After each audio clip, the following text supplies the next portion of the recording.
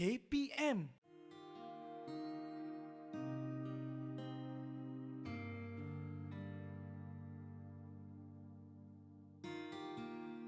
Assalamualaikum warahmatullahi wabarakatuh. Apa khabar semua? InsyaAllah, saya doakan semoga semua dalam keadaan yang baik-baik. 20 malam Ramadan telah berlalu pergi. Sekarang ni kita berada dalam fasa terakhir Ramadan. Beberapa hari lagi sahaja Ramadan yang kita cintai ini akan berlalu meninggalkan kita. Jadi bagaimanakah perasaan kita? Adakah kita gembira? Ataupun kita merasakan biasa-biasa sahaja, ataupun kita merasakan kesedihan kerana kita akan kehilangan bulan Ramadan yang sangat penuh dengan kebaikan ini. Jadi, apa yang perlu kita rebut pada 10 malam yang terakhir ini? Apa ganjaran-ganjaran yang Allah akan sediakan bagi mereka yang menghidupkan 10 Ramadan yang terakhir ini? Kita akan bahaskan perkara itu dalam episod kali ini, iaitu bagaimana Nabi sallallahu alaihi wasallam melaksanakan amal ibadahnya pada baki-baki hari terakhir bulan Ramadan yang mulia ini. Pada 10 malam yang terakhir, Nabi sallallahu alaihi wasallam akan berusaha untuk membangunkan malamnya lebih gigih daripada malam-malam Ramadan yang lain. Sebagaimana dalam hadis Aisyah radhiyallahu anha, kana Rasulullah sallallahu alaihi wasallam yajtahidu fil ashr al awakhir ma la yajtahidu fi ghairi. Nabi sallallahu alaihi wasallam akan bersungguh-sungguh pada 10 yang akhir ini apa yang Nabi sallallahu alaihi wasallam tidak bersungguh-sungguh pada waktu yang lain. Bahkan dalam sebuah hadis Aisyah radhiyallahu anha yang lain, anna Nabi sallallahu alaihi wasallam kana idza dakhala al-ashr al-awakhir shadda mi'zarah wa ahya laylah wa ayqadha ahlah. Nabi sallallahu alaihi wasallam bila dah masuk 10 yang akhir Ramadan ini, Nabi akan ikat seluarnya ataupun ikat kainnya. Nabi akan menghidupkan malamnya dan juga Nabi akan membangkitkan kaum keluarganya. Apa yang dimaksudkan dengan mengikat kainnya ataupun seluarnya? Iaitu Nabi sallallahu alaihi wasallam akan menjauhi kaum keluarganya. Sebab apa? Sebab Nabi nak bersungguh-sungguh fokuskan diri beribadah kepada Allah. Nabi tak mau terpalit dengan unsur-unsur duniawi. Nabi tak mau apa yang kita selalu buat selama ini, 11 bulan lebih ini, pada 10 ini akan mengganggu kita. Jadi Nabi nak fokus betul-betul pada 10 yang terakhir ini, khususnya pada malam hari. Dan ketika Nabi SAW bangkit, Nabi bukan mau beribadah bersendirian.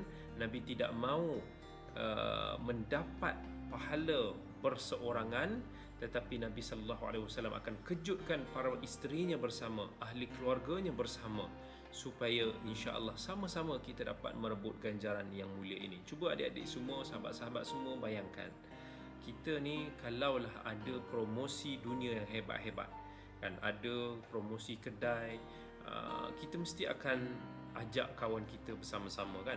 Kalau rumah kita terbakar, kita mesti akan kejutkan ahli keluarga kita bersungguh-sungguh supaya tidak terbakar dalam api dunia ini. Jadi bagaimanakah dengan urusan akhirat kita? Adakah kita peka? Adakah kita prihatin sebagaimana urusan akhirat kita? Baik. Jadi bagaimana Nabi sallallahu alaihi wasallam menghidupkan malam Ramadan ataupun 10 yang terakhir ini? Sudah tentu Nabi sallallahu alaihi wasallam akan menghidupkannya dengan salat, dengan berzikir, dengan berdoa. Nabi akan bersama-sama keluarganya berusaha untuk nak merebut ganjaran yang besar ini.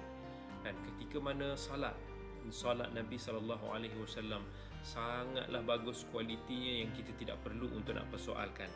Nabi bukan solat cup-cap macam patok ayam macam kita ni, tapi solat Nabi sallallahu alaihi wasallam sangatlah lama. Solat Nabi sallallahu alaihi wasallam sangatlah panjang, sampai bengkak-bengkak kaki Nabi sallallahu alaihi wasallam. Pernah sampai diriwayatkan dalam satu rakaat sahaja Nabi membaca sampai 5 juzuk Subhanallah, hari ini kalau imam baca satu rakaat tu satu muka surat sekalipun, kita dah mengeluh kan? Ataupun kalau imam tu baca lebih panjang daripada tu, kita pun dah tak nak datang ke masjid tu lagi. Betul? Jadi itu beza antara amal ibadah kita dengan amal ibadah Nabi sallallahu alaihi wasallam.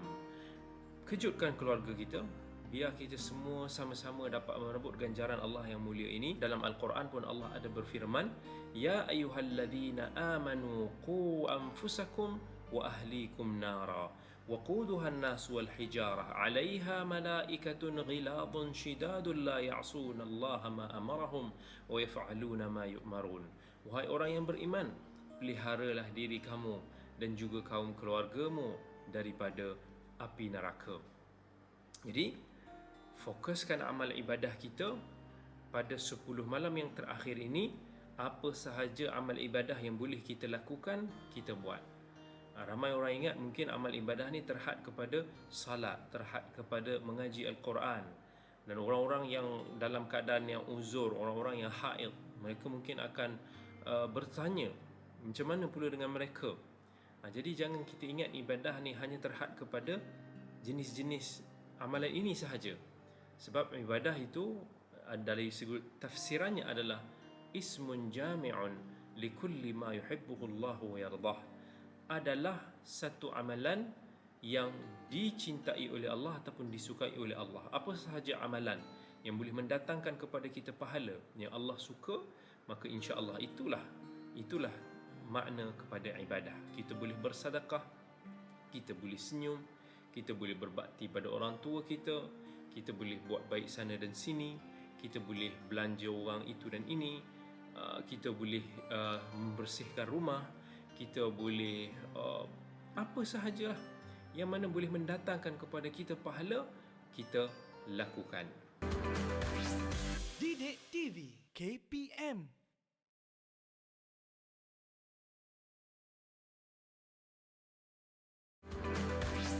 Didik TV KPM. Dalam 10 malam yang terakhir ini, apa yang boleh kita lakukan, apa yang Islam syariatkan kepada kita semua adalah untuk kita beriktikaf. Beriktikaf ni adalah antara ibadat yang paling bermanfaat untuk membaiki hati kita, untuk nak membuatkan diri kita fokus betul-betul kepada Allah Azza wa Jal. Dan Nabi SAW sebagaimana dalam hadis riwayat Aisyah, kana ya'takifu al-'ashr al-awakhir min Ramadan hatta tawaffahu Allah. Thumma i'takafa azwajuhu min ba'dih. Nabi SAW pada 10 malam terakhir ini, Nabi akan beriktikaf penuh sampailah tahun di mana Nabi SAW diwafatkan oleh Allah. Jadi iktikaf ni apa? Iktikaf ni adalah kita boleh duduk di masjid, dan kita niat iktikaf untuk duduk di masjid dengan beberapa syarat yang tertentu, iaitu kita tak boleh keluar sembrono melainkan dengan satu keperluan yang mendesak sahaja. Kenapa kita semua perlu beriktikaf? Sudah tentu tujuannya adalah supaya kita dapat fokuskan amal ibadah kita, supaya dapat kita berikan segala tumpuan kita kepada amal ibadah dan menjauhi urusan duniawi. Jadi Nabi SAW nak berikan peluang kepada kita semua. Bahkan Nabi SAW sendiri akan berusaha untuk nak iktikaf pada 10 malam yang akhir, supaya Nabi SAW dapat menemui malam Lailatul Qadar. Jadi malam Lailatul Qadar adalah malam yang sangat agung, yang penuh dengan barakah. Sesiapa yang tak dapat, yang tidak berusaha untuk mendapatkan malam Lailatul Qadar, sebenarnya dia adalah orang yang sangat-sangat rugi. Al-Qadar ini boleh juga membawa maksud yang mulia, yang agung. Dan malam ini akan berpindah daripada satu malam ke malam yang lain. Seperti mana dalam hadis Aisyah radhiyallahu anha, kata Nabi sallallahu alaihi wasallam, taharrau lailatul qadri fil witr min al-ashr al-awakhir min Ramadan. Carilah malam al-qadar ini pada malam ganjil pada bulan Ramadan. Dan pada 7 malam yang terakhir itu perlu lagi untuk nak kita fokuskan.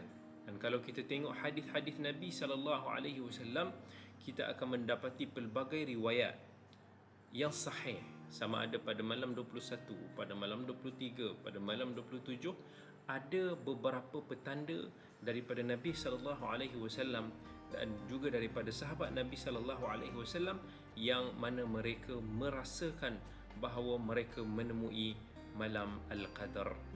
Dan ini semua sahih.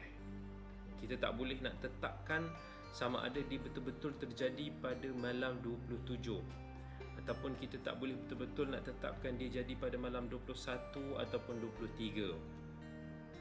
Allah Subhanahu Wa Taala sembunyikannya daripada pengetahuan kita. Kerana apa? Sebab Allah nak kita usaha. Tapi ada satu persoalan.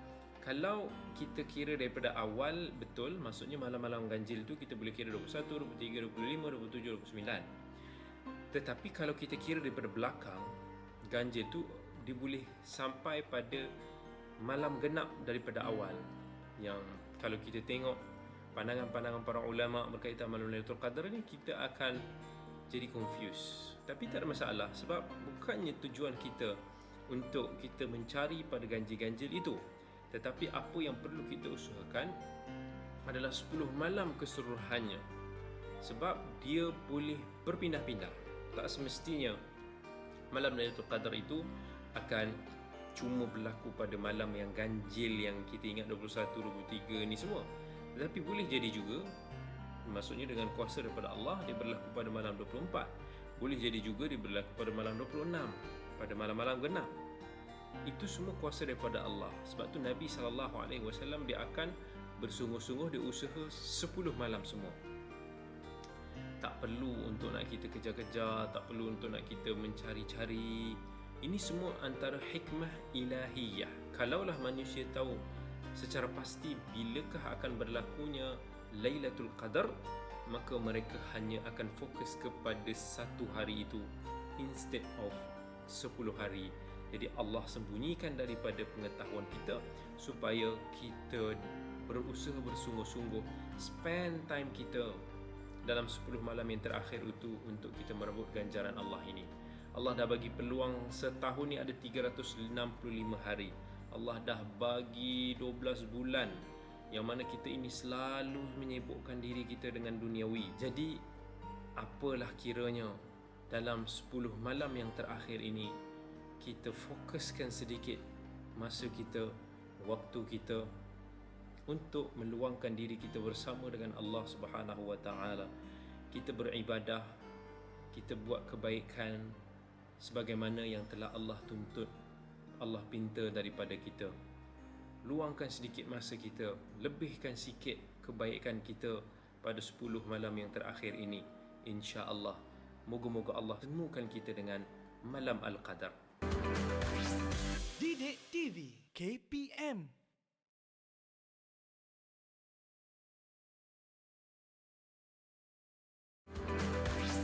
Didik TV KPM.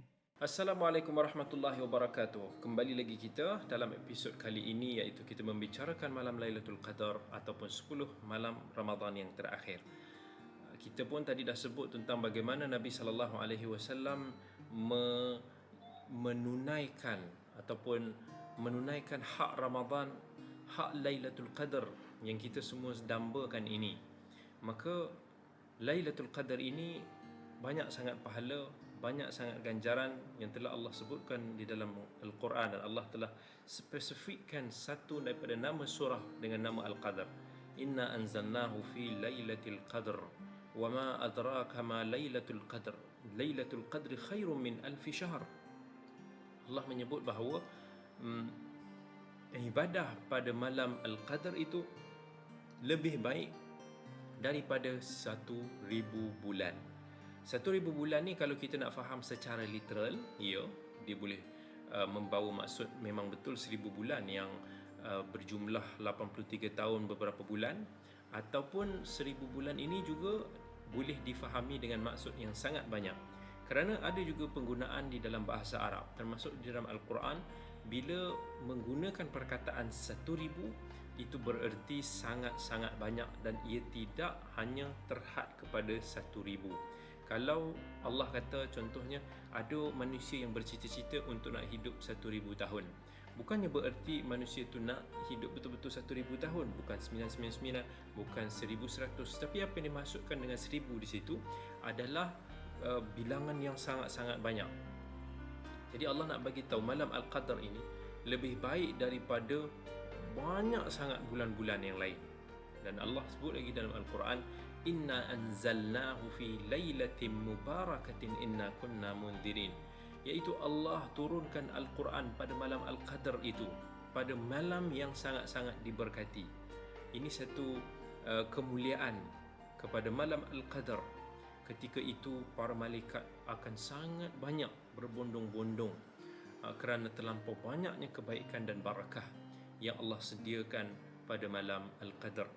Dan Al-Quran Allah menyebut tanazzalul malaikatu warruhu fiha biizni rabbihim min kulli amr salamun hiya hatta matla'il fajr.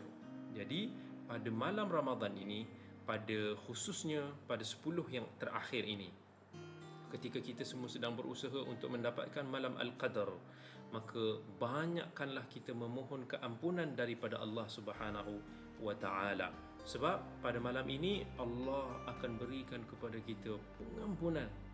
Bab kata Nabi SAW dalam sebuah hadis, man qama lailatul qadr imanan wa ihtisaban ghufira lahu ma taqaddama min dhanbi. Siapa yang membangunkan malam Al-Qadar dengan penuh keimanan dan penuh pengharapan kepada ganjaran, maka dia akan diampunkan dosa-dosanya yang telah lalu. Dan dalam sebuah hadis Aisyah, berdasarkan pada hadis riwayat Tirmizi, pernah Aisyah bertanya kepada Nabi SAW, ara'aita in alimtu ayya lailatin lailatul qadr ma aqulu fiha, ya Rasulullah, kan, sekiranya boleh aku tahu bilanya akan berlakunya malam Al-Qadar itu, apa yang boleh aku ucapkan, apa yang boleh untuk aku berdoa. Nabi SAW mengajarkan kepadanya untuk kita banyak-banyakkan ucap ataupun kita berdoa, Allahumma innaka afuwun karimun tuhibbul afwa fa'fu anni. Ya Allah, sesungguhnya engkau adalah maha pengampun lagi maha mulia dan suka mencintai kepada pengampunan, maka ampunkanlah aku. Maksudnya adalah kita berdoa banyak-banyak memohon keampunan daripada Allah. Gunakan kesempatan tersebut walau dengan apa sekalipun lafaz. Banyakkan istighfar. Rabbana zalamna anfusana wa illam taghfir lana wa tarhamna lanakunanna minal khasirin. Itu semua adalah lafaz-lafaz doa kita memohon keampunan daripada Allah Subhanahu wa Ta'ala. Begitu juga banyakkan kita beristighfar. Dan istighfar yang terbaik adalah kita mengucapkan sayyidul istighfar, penghulu kepada segala istighfar. Allahumma anta rabbi la ilaha illa anta khalaqtani wa ana abduk wa ana ala ahdika wa wa'dika mastata'tu a'udzu bika min syarri ma sana'tu abu'u laka bi ni'matika alai wa abu'u laka bi dhanbi faghfir li fa innahu la yaghfiru dhunuba illa ant. Maka gunakan kesempatan ini sebanyak mungkin untuk kita membersihkan diri kita daripada sebarang dosa. Jadi gunakan juga kesempatan beberapa hari yang mulia ini, iaitu beberapa hari yang berbaki ini. Ya, adakah kita insya-Allah bila mana kita bergraduasi daripada bulan yang penuh barakah ini, adakah kita telah mencapai maksud daripada tuntutan kita untuk kita berpuasa? Ingat tak Allah Subhanahu taala berfirman dalam Al-Quran, ya ayyuhallazina amanu kutiba alaikumus siyam kama kutiba alal ladzina min qablikum la'allakum tattaqun. Allah syariatkan kepada kita semua ibadah berpuasa ini semoga kita semua akan menjadi hamba Allah yang lebih bertakwa, yang lebih baik. Jadi adakah insya-Allah Ramadan ini mendidik kita menjadi manusia yang lebih baik? Sebagaimana kita menahan diri kita sepanjang bulan Ramadan ini, kita berusaha untuk menjaga lisan kita, menjaga lidah kita, menjaga kelakuan kita. Adakah kita masih lagi boleh meneruskannya selepas daripada Ramadan ini, ataupun kita akan menjadi orang yang sama sahaja, ataupun kita menjadi orang yang lebih teruk lagi? Itu orang kata tepuk dada, tanya iman masing-masing. Jadi kita cuba sedaya upaya untuk nak meraihkan bulan Ramadan ini dengan penuh amal ibadah. Jadikannya dengan pesta ibadah, bukannya pesta juadah semata-mata. Dan insya-Allah saya doakan kepada semua sahabat-sahabat, adik-adik semua berjaya mendapatkan Ramadan yang barakah, berjaya mendapatkan Ramadan yang penuh dengan pengampunan, dan juga kita berhasil mendapatkan spirit of Ramadan. Insya-Allah kita semua bakal meraih pengampunan dan syurga daripada Allah Subhanahu wa taala. Baik, sekadar itu sahaja dulu untuk episod kali ini, dan kita berjumpa lagi dalam episod yang akan datang. Sekian dulu daripada saya, Dr. Kamilin Jamilin. Assalamualaikum warahmatullahi wabarakatuh.